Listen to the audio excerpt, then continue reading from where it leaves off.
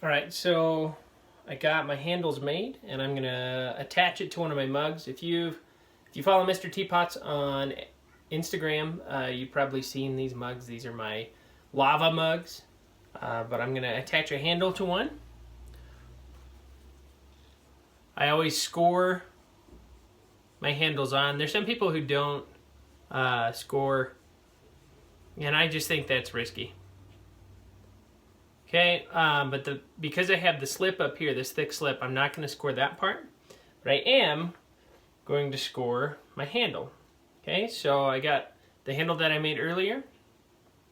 I'm going to trim.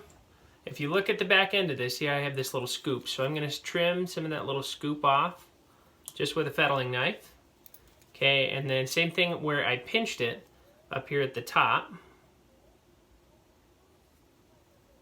Okay, and then I usually pinch this part just a little bit more flat so that when I push it into the slip, it's got just a little better surface area. Okay, and then down here at the bottom, kind of the same story. I pinch that a little more flat. And then I'm gonna score. First I actually kind of try it on in place. And sorry you can't see what I'm doing here, but what I'm trying to do here is I'll put this here, and then this part will go down here. I'm just trying to make sure that it's not too tall, that the handle doesn't stick over the top of the rim of the mug, so that it could be stored upside down if wanted. Okay, so I'm just trying to make sure I have the right size, and what I'm doing right here is kind of that ear-shaped mug, where it's, see what I mean? It's kind of like an ear on the side of the mug. And then again, I would say when you set this down, you don't want the width in terms of how far the handle sticks out from the mug to be any more than half of the diameter of the mug anyways.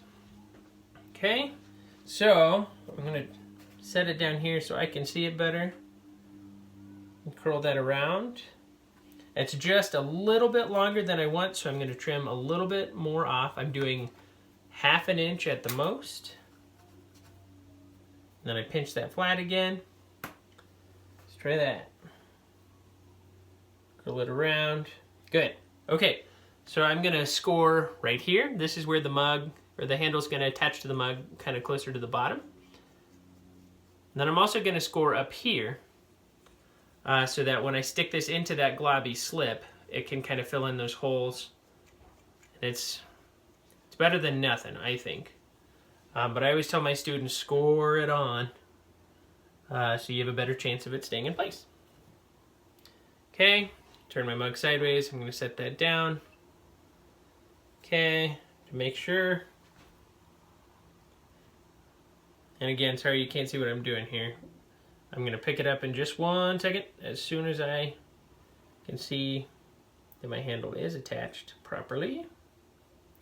And I'll show you what I did. Okay, so I stuck it in place, put some pressure down right there,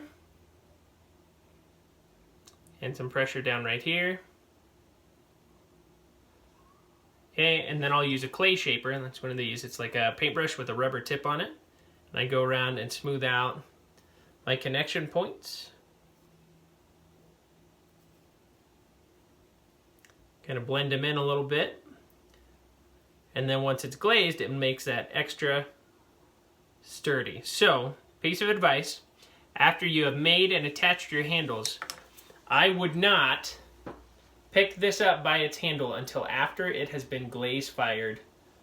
If you must, go ahead and give it a shot after it's been bisque fired, but I would not pick this up at least until it's been fired once. Okay, and then the last thing I always tell my students is that a handle should line up top to bottom, unless you're doing some kind of cool, crazy design. But from top to bottom, you can see on mine how it creates a straight line. Well, there we go. Now it creates a straight line so that top and bottom are lined up.